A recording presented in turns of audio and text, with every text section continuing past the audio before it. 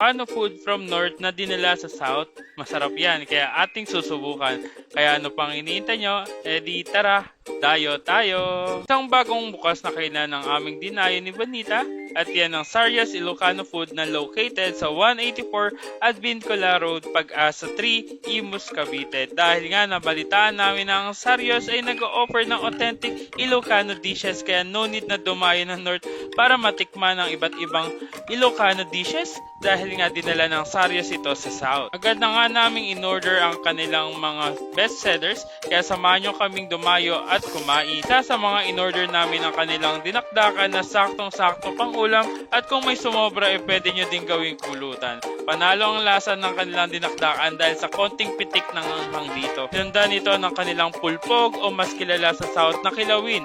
Pero ang kaibahan nito ay ang laman nito ay inihaw muna bago timplahan ng kanilang masarap na suka. Saktong pang-ulam at pangpulutan din ito.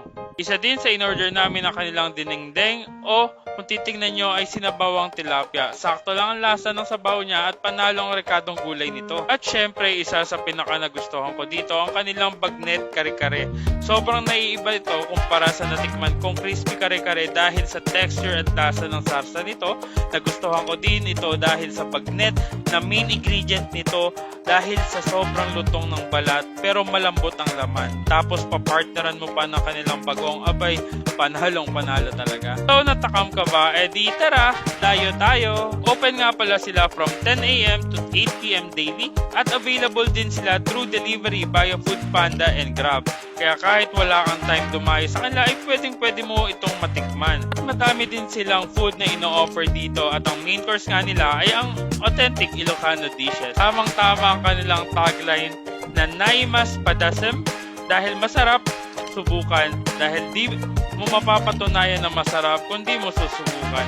At yan ang napatunayan namin after namin masubukan ang masarap nilang pagkain. So dito ko muna tatapusin ang aming pagdayo sa Sarias Ilocano Food and kita-kits ulit sa susunod naming dadayuhin.